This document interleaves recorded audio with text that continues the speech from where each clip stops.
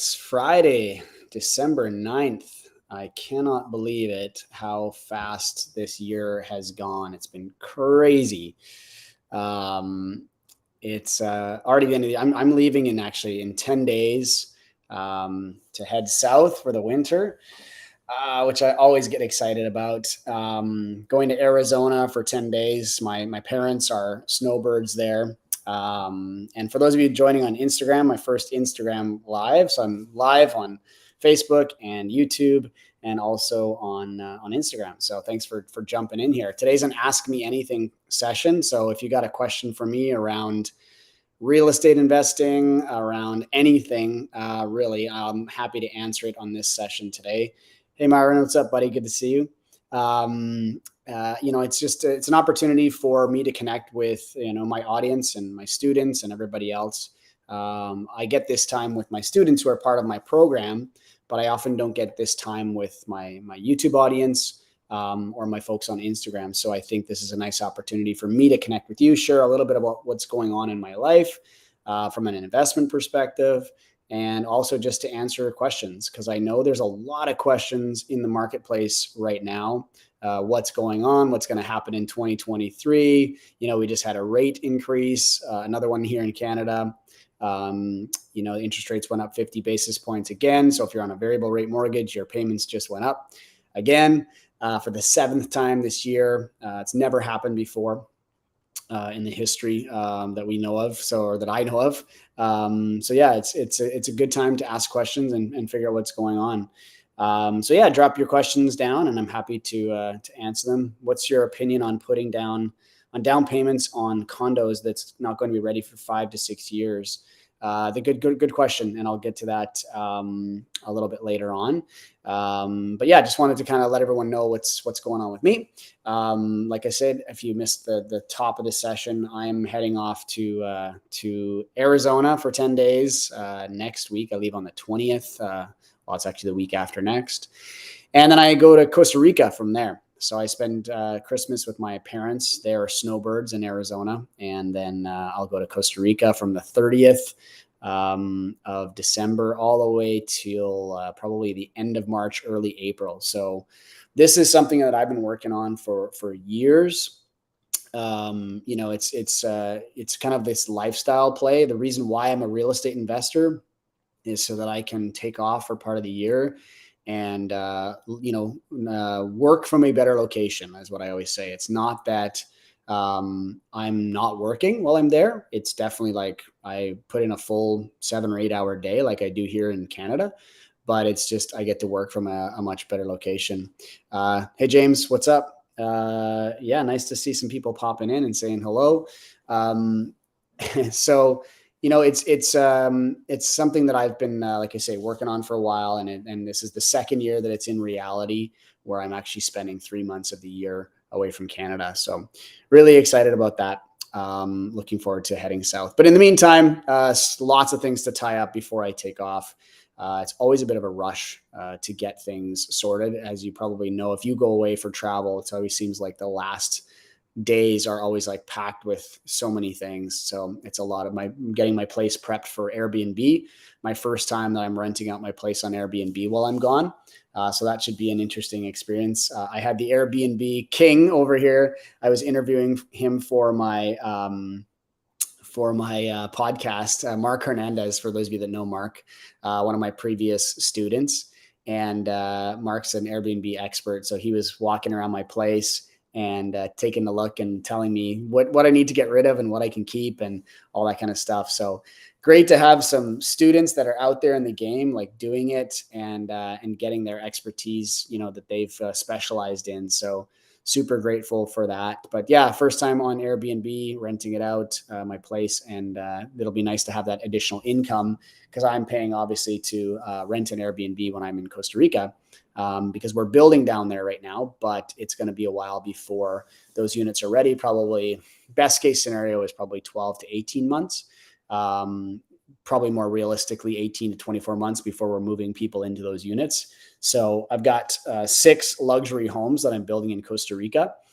And the plan there is to sell 4 of them, and that will pay for the entire project, and then keep 2 as long-term rentals in the short-term rental market. So that's kind of my Costa Rican model that I'm working under. So I've got investors that come in and they bring equity to the deal. And then the idea is to give them their capital back after 2 years. And then basically we own the property kind of free and clear at that point. And then we get to kind of keep the short-term rental coming in, and we don't have any, no mortgage, anything like that. We have expenses, obviously, with property management and things like that. But yeah, that's kind of the model that we're working under in Costa Rica. So let me jump into a couple questions here because I see them piling up. I'm going to start with, let me see here. Okay, so the question came in: what's your opinion on putting down on a down payment on a condo that is going to be ready in 5 to 6 years? So this is pre-construction. This is something that I would say, mixed on. I am not a big pre-construction person, but I really do see the benefits of this strategy when it works well. So the challenge with pre-construction condos and putting down some money on a pre-construction condo is it's entirely based on speculation. So it's based on the fact that the market will go up over time, which, the chances of that happening are pretty good. I would say if you're talking to anybody that's trying to assign a condo contract right now, depending on what they bought it for, that might be a different conversation. And that's the challenge, right? If you hit that time period where the market is down and it's a bit challenging to try to figure out how to sell it, that becomes a problem. But if you're simply, want to put in 5% down, in another, let's say 24 months, you're putting another 5% down. And by the end, you get to the assignment portion, if that's what you plan to do, and you can assign it to somebody else, and you've only put 5, 10, 15% down, and you can make a, return on that money. That's where those numbers just get a little bit crazy. I've seen people do really well with pre-construction because, let's say they've got $50,000 invested, and all of a sudden, they're able to make $100,000 return. Well, it's a 200% return. And if they can do that in 5 years, that's a great return, right? So it's a low amount of capital that they have to invest. And that's why that strategy works pretty well. So let me answer some other ones here. I've got a couple on Instagram. Private lending on a HELOCs are tight once again. At this point, it's almost a gift to the borrower.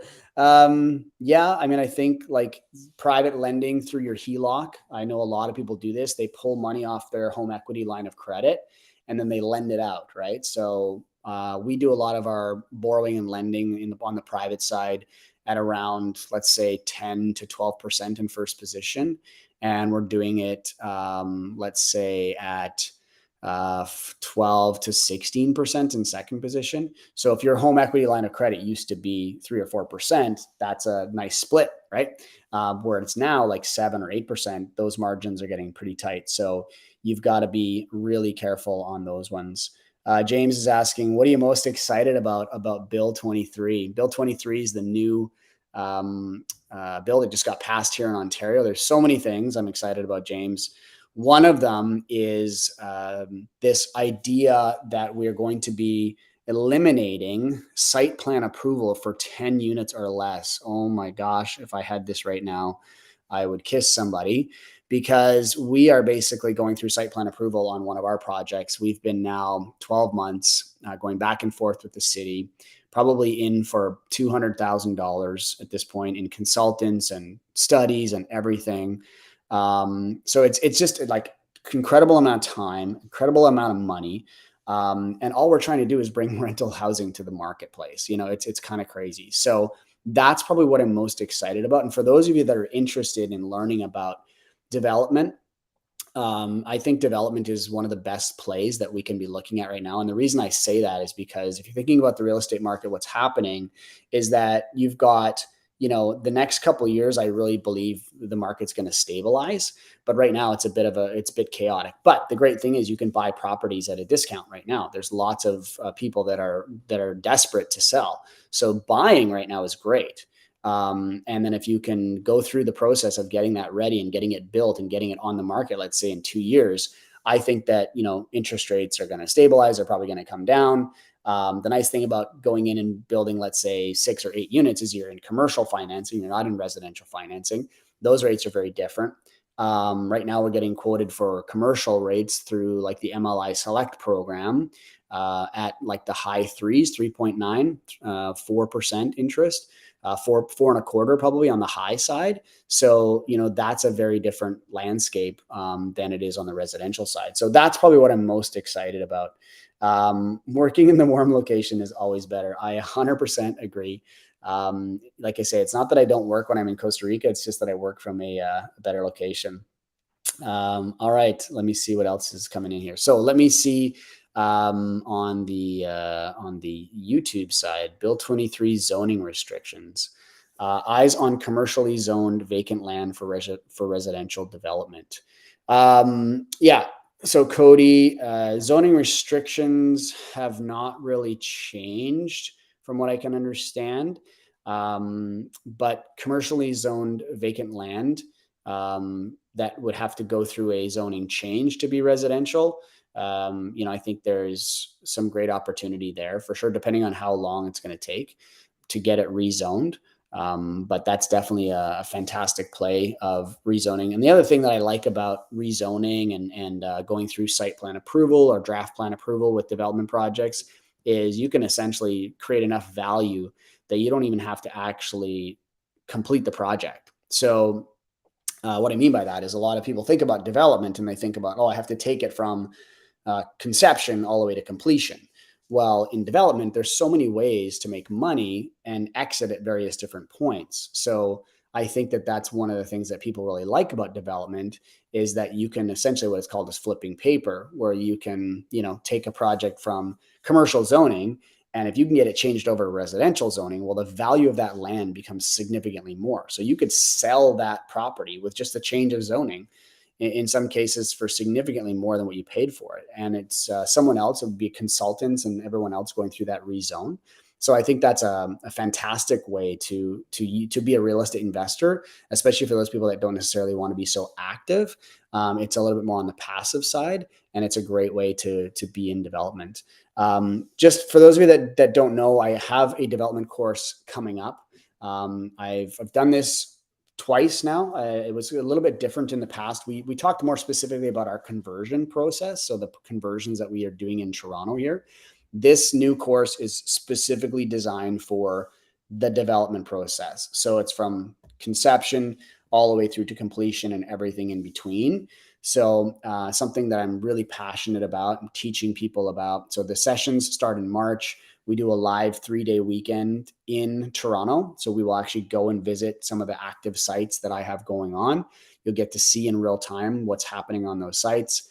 Great networking opportunity to meet with other people that are interested in development. And then you've got group coaching after that with me. So if you're finding deals, you're looking at properties, looking at opportunities, definitely I'm there to help you and guide you through that. Because I think a lot of people, when they get into a new realm or they get into something that's a little bit different, they're like, great, I love the training, but I need the support after that. So that's what that course is designed to do. So you can check it out. It's on my website, darrenvoros.com. Check on the development tab. You'll see the course there. If anybody has any questions, please feel free to reach out. Richard's asking if I was a first-time investor in Canada, if you were to invest in one market because you can only afford one investment property, would you invest in the GTA or Calgary? Oh boy. So I'm reluctant to, often give market advice because I think that there's so many different places that you can invest. I think, Richard, you gotta back up a little bit, right? You have to understand what are you trying to achieve, right? That's the first question I always ask. Are you going after cash flow? Then Toronto is probably not the market. Are you going after appreciation? Toronto is probably the market, right? Are you going for, maybe a combination of the two? Then Calgary is not a bad idea. I think Calgary is, I'm invested in Alberta. I'm in Red Deer. I've got a handful of properties there and they don't see a ton of appreciation, but I think they're also, the market's been down there for 5 or 6 years, right? So, is that going to grow in the next couple of years? I believe it will. But it may be at a slower pace than you might be able to see in other markets.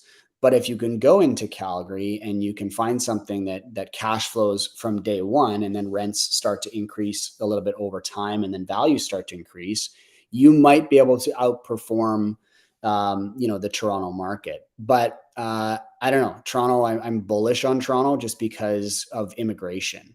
Right, when people land in this country, and right now we're supposed to see 500,000 new people landing in Toronto. I believe the stats are something like 40% or something even higher, like 50% of those people actually end up moving to the GTA.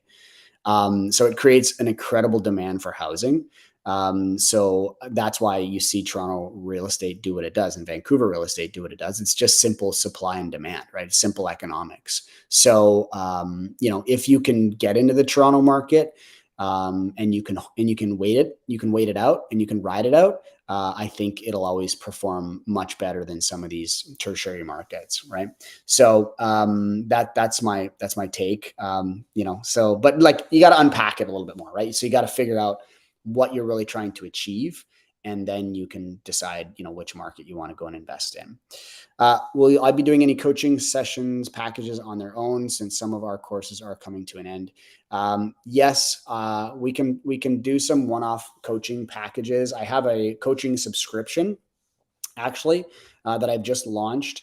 So if you're interested in a coaching subscription, you can reach out to me. Just send me an email at info@darrenvoros.com, and I'll give you some information on the coaching subscription. We meet once a week. And basically, students can submit questions in advance. So if they can't attend the call and they can submit the question in advance, I will answer it. The sessions are recorded, and then basically they have access to the recordings, so they can watch them after the fact. If they can attend, it's live in person. I'm just answering questions. We can analyze deals. We can go through challenges. I can help people with their underwriting. That's all what happens on the group coaching sessions. So they happen on Tuesdays, and they're at various times because everybody's got a slightly different schedule. So I do them at Tuesdays on noon and 4, 6, and 8 p.m. So we alternate those times. So again, if you can't make the session, it's recorded and you can always watch it after the fact. So yeah, reach out to me with info, and that's $199 for the coaching subscription. So it's for those of you that are getting into real estate investing and you're looking to kind of dip your toes in the water. It's a nice little product that is not terribly expensive, and you can kind of get some support with everything that you're doing. Okay, let me check out Instagram here. What's the recommendation on doing a Smith maneuver? Is it a common strategy among real estate investors? So this is a great question. The Smith maneuver is a phenomenal way to make your mortgage on your property tax deductible, because in Canada, the interest that we pay on our principal residence is not tax deductible, right? On a rental property it is, but not on our principal residence. So the Smith maneuver is the idea of making that interest tax deductible. It's getting a little, this is a good question for Robinson Smith. If you know him he's on social media, and you can connect with him through his website. But the challenge with the Smith maneuver is basically you're taking your money that would be available to you on a home equity line of credit.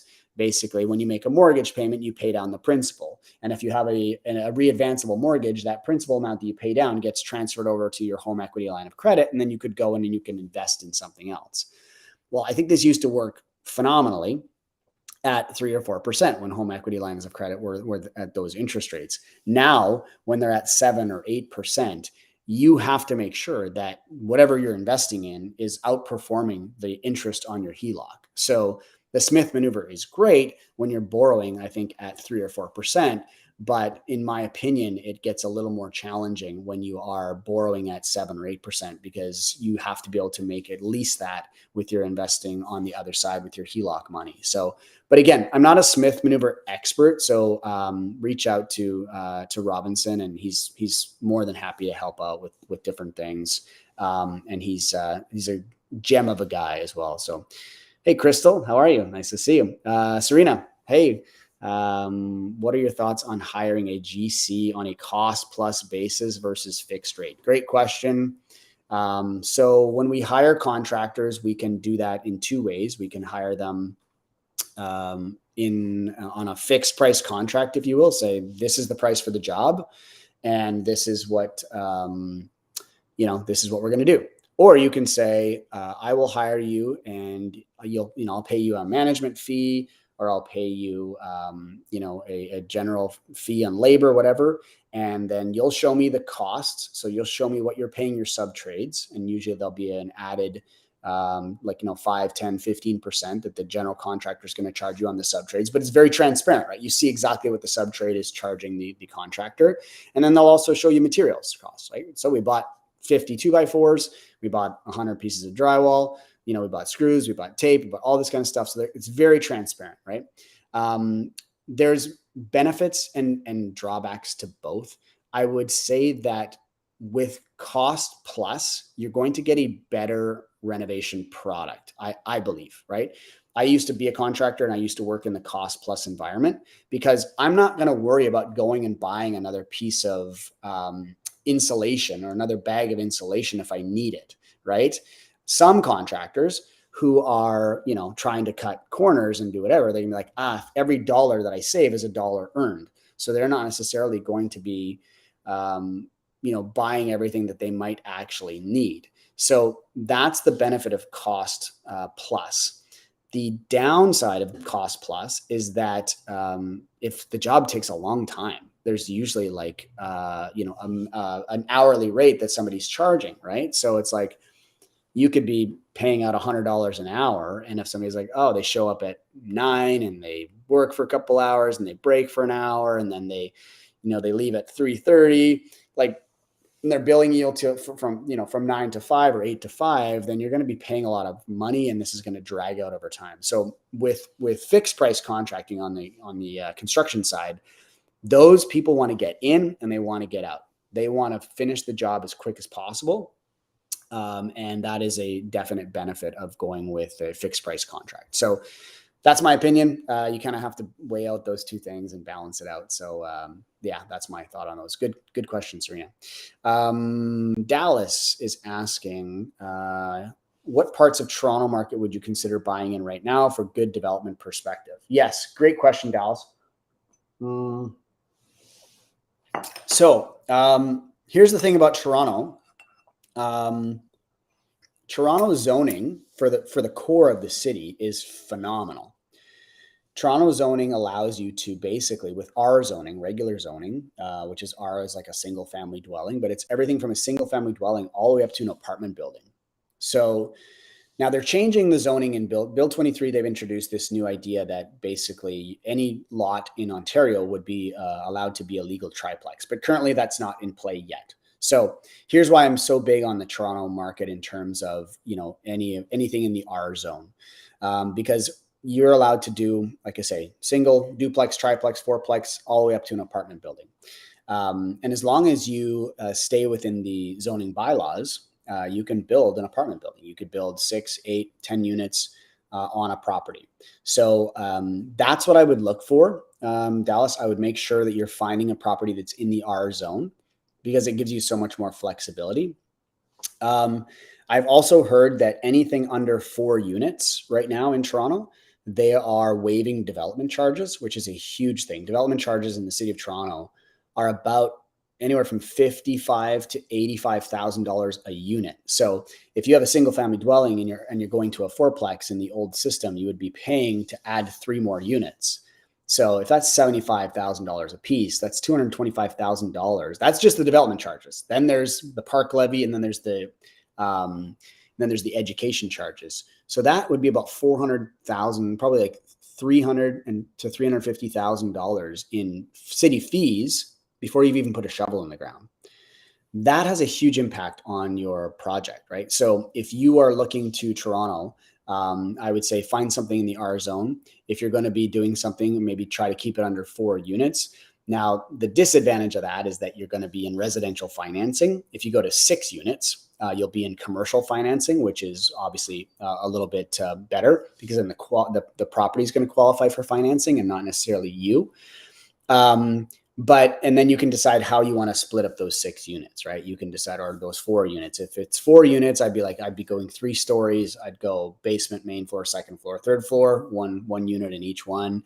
If it's a 6 unit or an 8 unit, that's what we do. We do 8 units because it's basically 2 units per floor. And we do a 3-story building with 2 units per floor. So, and then depending on the size of the building, those units might be 1 bedroom, 2 bedroom, 3 bedroom, whatever we have the size for. So yeah, any neighborhood I think in Toronto is decent. Just find out what your zoning code is. So yeah, I'm gonna bring in Priscilla. So for those of you that haven't met Priscilla is there she is. She's in Florida. Must be nice to be in Florida, Priscilla. Priscilla is my executive assistant, for those of you that haven't met her. And she was actually combing through my YouTube channel and finding some questions that were there. So I thought we would answer some of those questions. If you've got questions for me on Instagram, feel free to drop those in here. But Priscilla, why don't you go through a couple questions that came up on the YouTube channel? Yeah, sure. So I found this one really interesting. It's somebody who wants to partner with you, but they dropped it in as a comment on one of your YouTube videos. So they said, "Hey, Darren," and spelt your name incorrectly. Do you mind partnering me? I bring value. So what are your thoughts on that? Okay. So, no offense meant to this person, just hustling, I'm sure, which is awesome. But this is not the way that you find partners. You don't reach out to somebody generally in a cold, setting that you've never met them, they've never met you, and partner on a real estate deal. Just doesn't usually work like that, right? So, like I say, props for putting yourself out there, love it. But there's a better way, right? So the better way is to try to connect with someone you're trying to partner with in any way that you can, like maybe through their social media. And this is, again, not a DM on Instagram or on Facebook or something like that, because that oftentimes, like, honestly, like, I get quite a few messages and I don't have time to respond to every single one of them. So what ends up working better is, what I do see is people commenting on things repeatedly. I'll see the same name over and over again, and they'll actually provide really good value, or they ask really good questions. So that's where it starts, right? It's kind of like building that relationship. And if it's through social media, then it's commenting, it's liking, it's following, it's doing all those things and making that person somehow known, that you're kind of paying attention to them. Then at that point, I think you could reach out with a message of some sort. But again, one of the things that people tend to do with me a lot is they ask me questions on social media, like, "Hey, can you answer this question for me?" I think what's better is, like, how can I help you? Is there something that you need help with in terms of, is there some element of your business that I could help you with? So it's leading with service, as opposed to leading with somebody, asking for something from somebody, right? It's the idea of reciprocity, right? So that you're giving something to somebody else, they immediately feel indebted to you, that they should be giving you something in return. So if that person had reached out and said, "Hey, I noticed that, you haven't posted on Instagram in, like, 10 days or 2 weeks, but hey, I'm a content creator and I can help you with that." That's a very different thing, where I'd be like, "Hey, I'm interested in connecting with that person," versus, "Hey, let's partner together on a real estate deal," if I don't know them, right? So that's my take on that. Go ahead with another question, Priscilla. Yeah, this was an interesting comment, and I feel like you'd have an interesting reply to this. This is on your YouTube video about a multifamily conversion. And they said, "I'm really sad to see such a beautiful home be gutted into money-hungry apartments." So what are your thoughts on that? That's it. So for those of you that are on Instagram, you might not have heard the question. Somebody was commenting on one of my YouTube videos saying, it's a shame to see this beautiful house, like, turned into money-hungry apartments.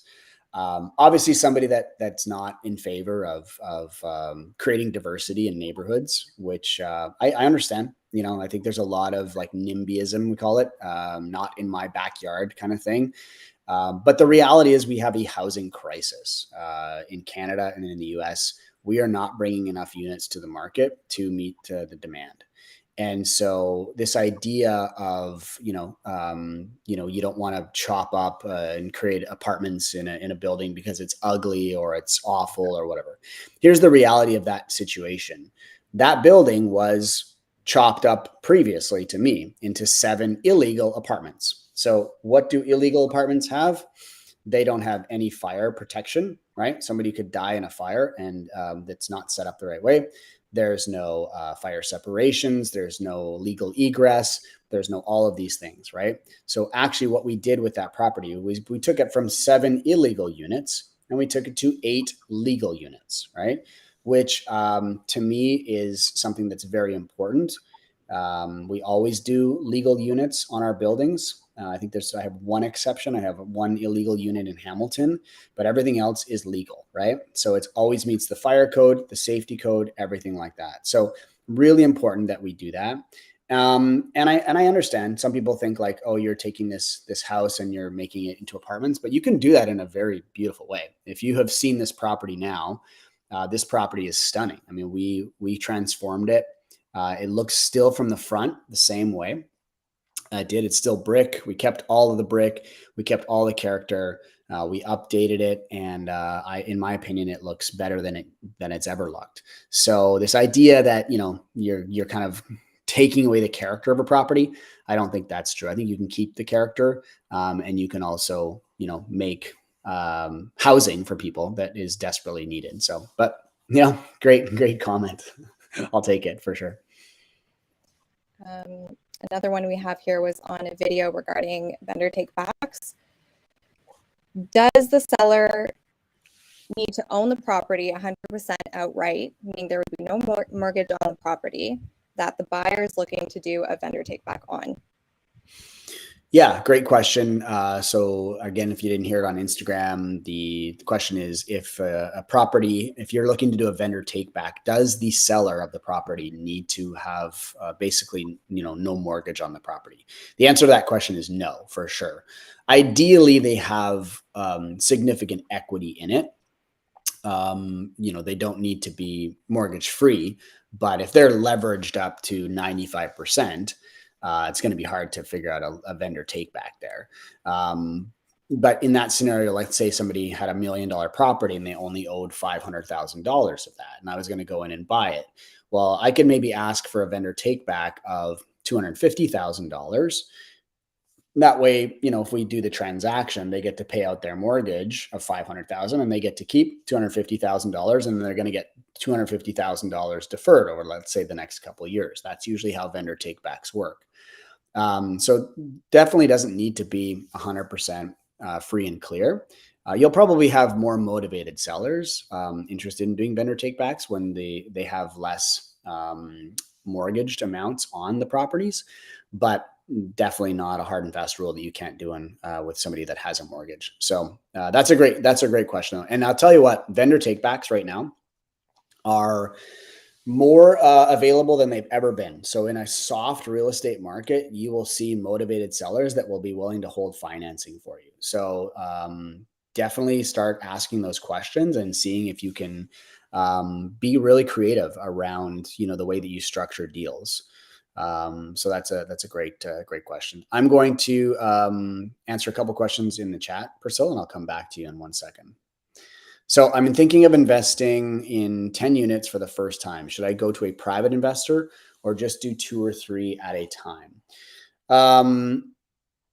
A 10 unit building, or is it like a 10 units total, I guess would be my question.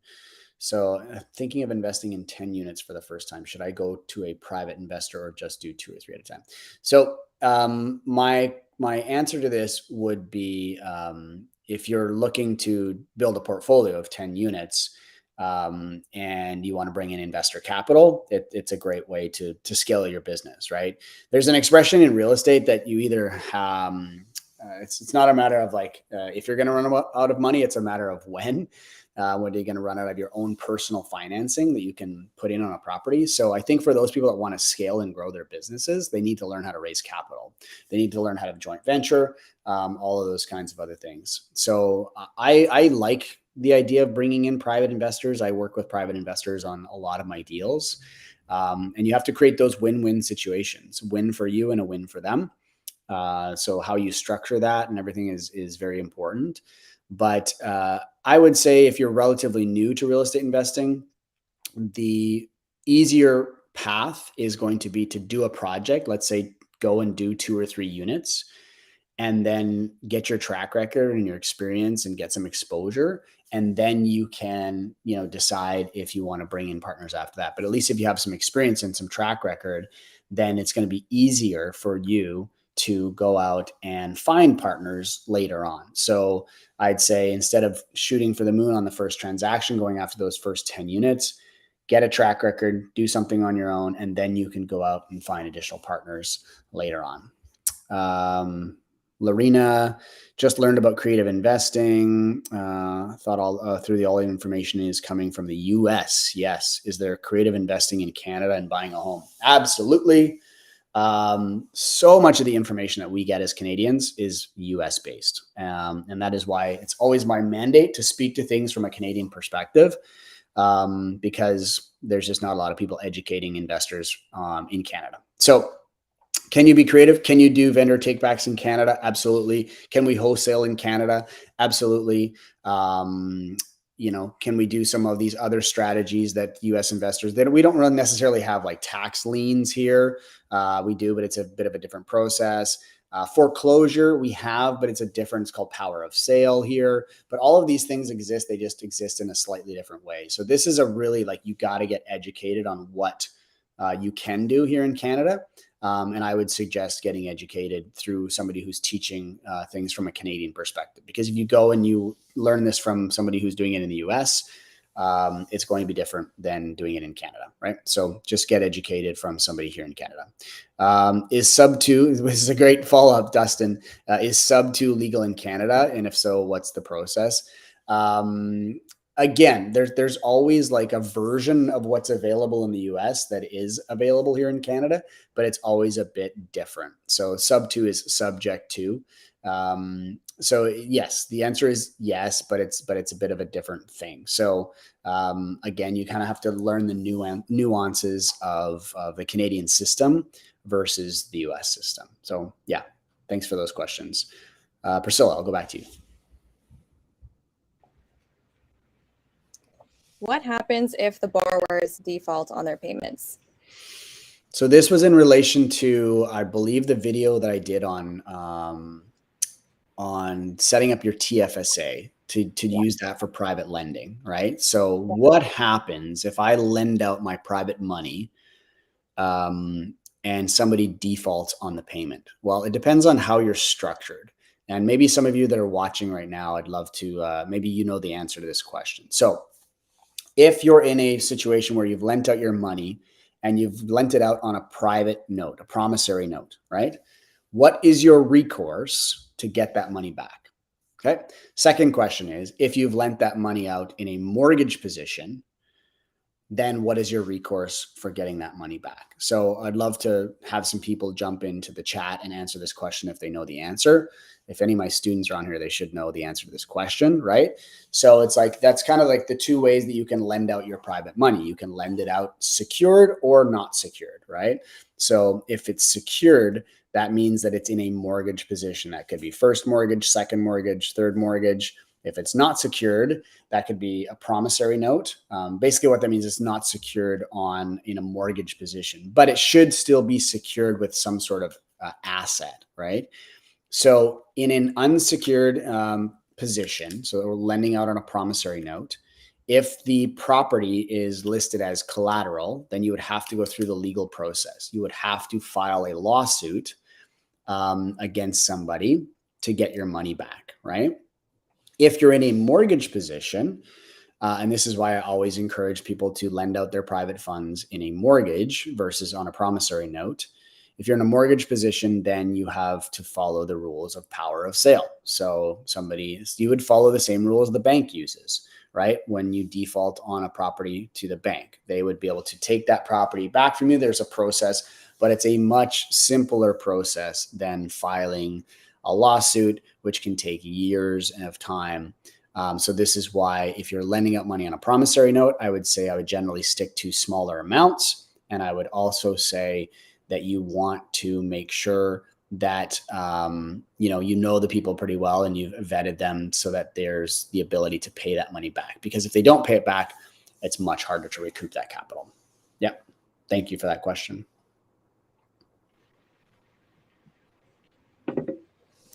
We have a question in regards to one of your wholesaling videos. Somebody's asking if they need a license to wholesale in BC and can they apply for one as an international student? Mm-hmm.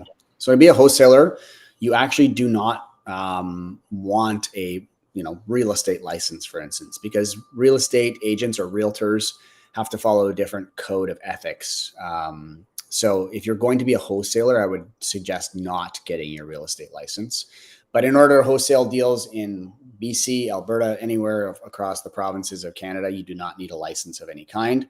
So you need a license as a property manager in BC, but not as a wholesaler. So yeah, no need to go in. And as an international student, that's a good question. I don't necessarily know the answer to that in terms of how that would work from a residency perspective. But just talk to a real estate lawyer, and they'll tell you exactly what you can do and what you can't do as an international student. But yeah, love it. Love the idea of wholesaling in Canada. Here's a question on the video: features you need in a rental property. Mm-hmm. Somebody's asking if there's a law that limits the number of toilets in a residential building. Not that I'm aware of.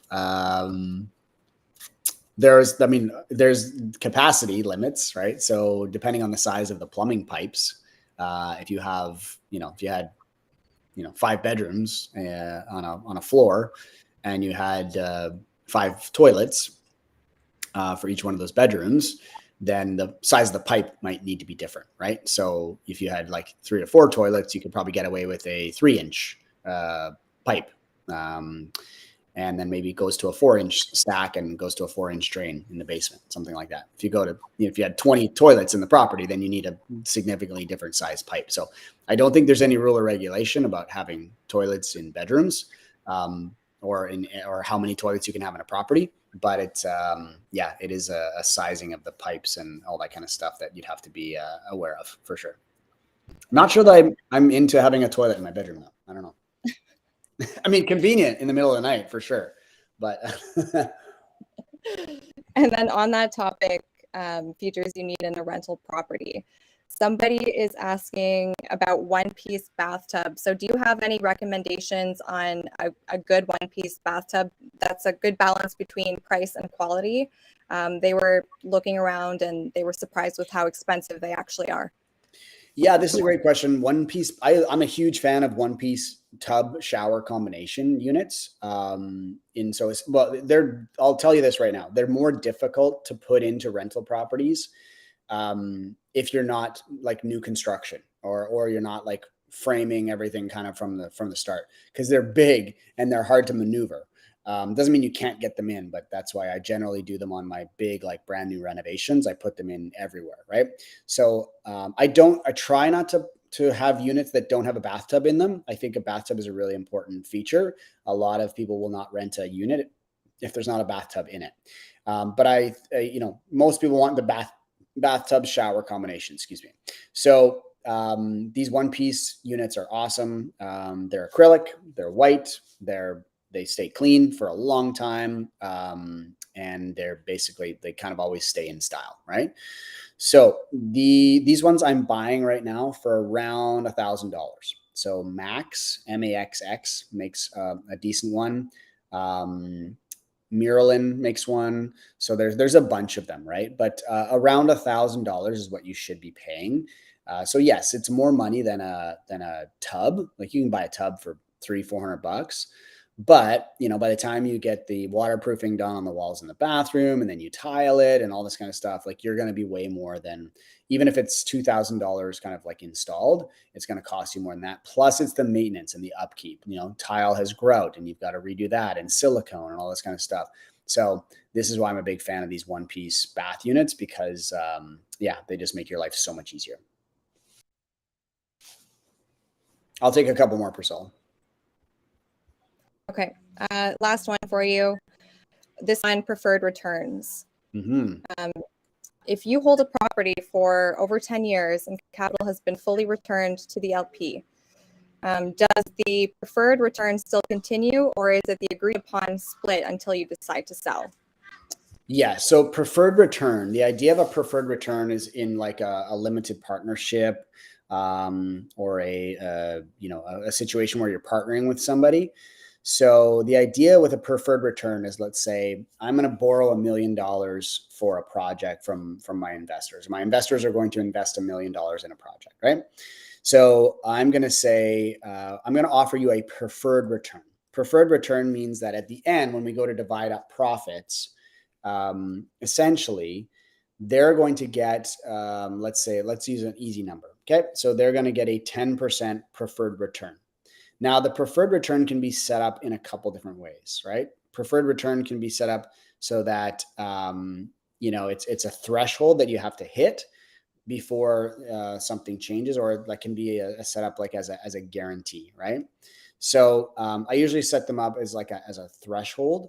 So it's like, okay, if the project only makes 9%, return, then they don't get 10%. They only get the 9%. If a project makes 15% return, then a preferred return says that basically anything up to that 10% goes back to the investors. And then after the 10%, now we split profits based on our split, which is whatever, 50-50 or 70-30 or whatever your split is with you and your investors. So I think this question is asking, if they've returned all their capital, is the preferred return still in play? Preferred return is basically still in play, and if until that the proceeds have been paid out. So if the return of capital has been completed, that's great, but the preferred return keeps going unless it's a preferred return for, like, let's say a specified period of time, 2 years, 3 years. I'm going to give you a preferred return for the first 3 years, and anything after that is going to be split based on whatever. But that's all laid out in your limited partnership agreement. So it really depends on, what your limited partnership agreement says, and your partnership agreement says. So you have to refer back to those. But yeah, that's kind of how a preferred return works. Nice Guy is asking me a question. I love that name. I have a rental property with no mortgage. Could I set up a bear trust with a corporation as the beneficiary to transfer the rental property without paying land transfer taxes? Great question. So let me break this down a little bit. You've got a rental property with no mortgage. Okay. I'm assuming that this is held in your personal name. Could you set up a bear trust with your corporation as the beneficiary to transfer the rental property without paying land transfer taxes? I am not a lawyer and I'm not an accountant, but my initial reaction to this question is yes, you could.